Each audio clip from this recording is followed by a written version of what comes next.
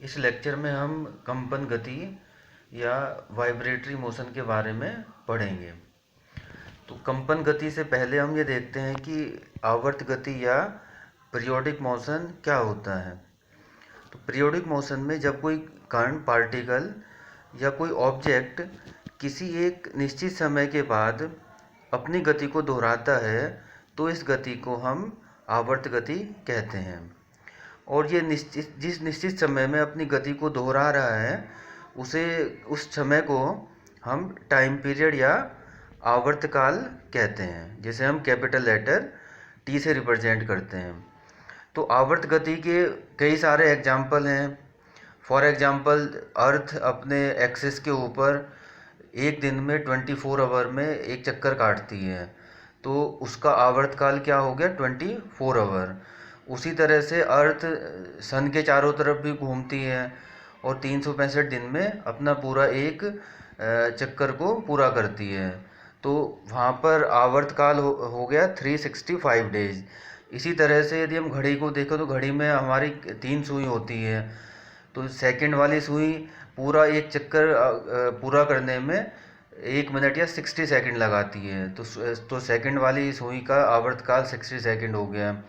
उसी तरह से मिनट वाली सुई का आवर्तकाल हो गया 1 आवर या 60 मिनट, और जो आवर वाली सुई होती है वो 12 घंटे में अपना एक पूरा चक्कर लगाती है। तो इस तरह की गति को हम आवर्त गति कहते हैं। अब हमें देखते हैं कि वाइब्रेशन या दोलन गति क्या होती है।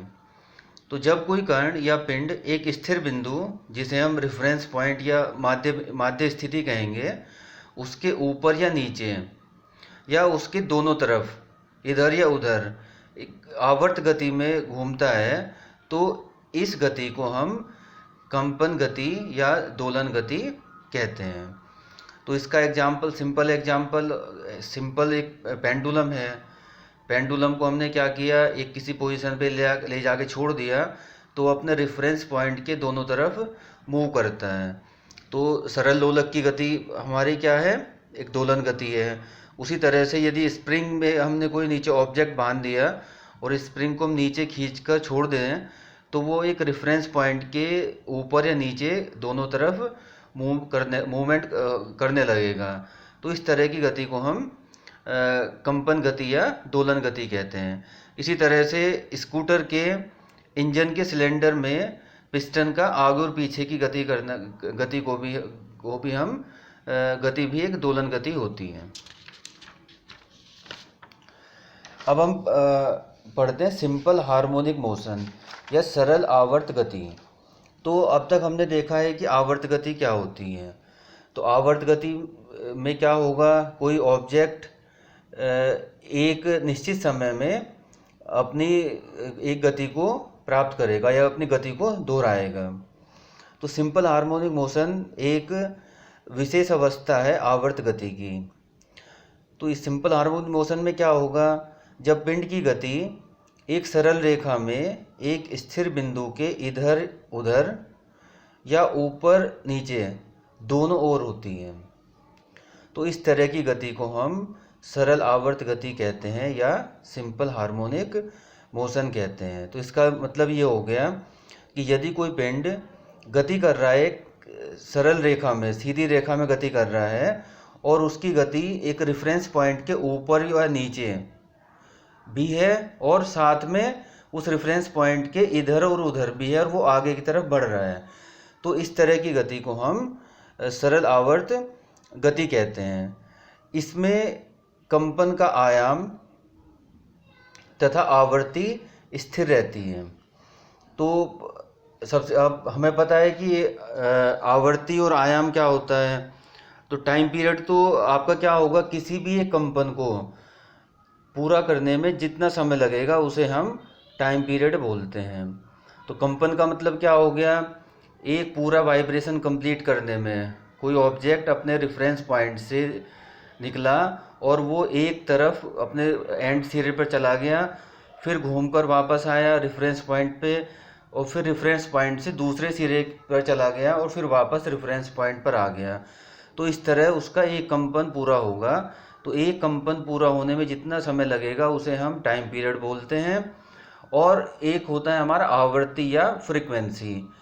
आवर्ती क्या होती है? आवर्ती 1 सेकंड में कितने कंपन किए गए हैं उसे हम आवर्ती कहते हैं। 1 सेकंड में कंपनों की संख्या को हम आवर्ती कहते हैं। इसकी यूनिट्स हर्ट्स में होगी। टाइम पीरियड की यूनिट टाइम है तो उसकी सेकंड में होगी। फ्रीक्वेंसी की यूनिट क्या होगी? हर्ट्स में होगी। और जैसे हमने किया था, टाइम पीरियड को हम कैपिटल लेटर टी से रिप्रेजेंट करते हैं, फ्रीक्वेंसी को हम स्मॉल एफ या स्मॉल एन से रिप्रेजेंट करते हैं।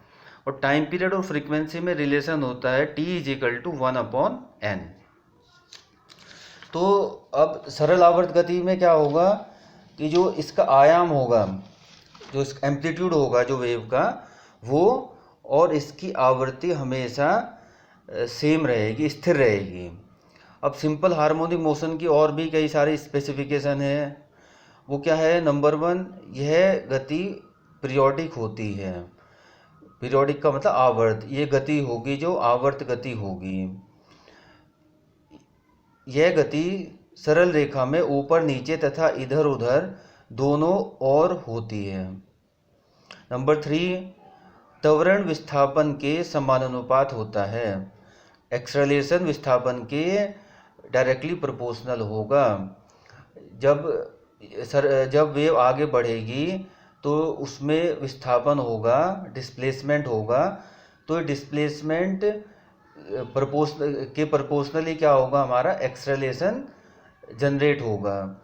इसका मतलब ये हुआ कि फॉर एग्जांपल यदि हम एक पेंडुलम की, सिंपल पेंडुलम की हम बात करें, जब पेंडुलम रेफरेंस पॉइंट से, सेंटर पॉइंट से सबसे दूर होगा तो विस्थापन उस टाइम ज़्यादा है, तो वहाँ पर एक्सेलरेशन ज़्यादा होगा।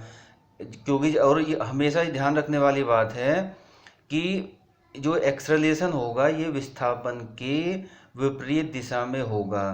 तो हम जैसे पेंडुलम का एग्जांपल ले रहे हैं हम, तो पेंडुलम जब अपनी जो बीच वाली पोजीशन से, सेंटर पोजीशन से निकला दूसरे सिरे की तरफ, किसी एक सिरे की तरफ, और सबसे जो मैक्सिमम पॉइंट पर होगा तो उस टाइम उसका विस्थापन सबसे ज़्यादा होगा। तो वहाँ पर एक्सेलरेशन सबसे ज़्यादा होगा और ये विपरीत दिशा में होगा। इसका मतलब ये है कि जब पेंडुलम वापस लौटेगा तो जो सबसे आखिरी में उसकी स्पीड ज़्यादा होगी और उसकी स्पीड धीरे धीरे कम होती चली जाएगी, और जो सेंटर पॉइंट पर आएगी तो उसका एक्सेलरेशन फिर मिनिमम होगा।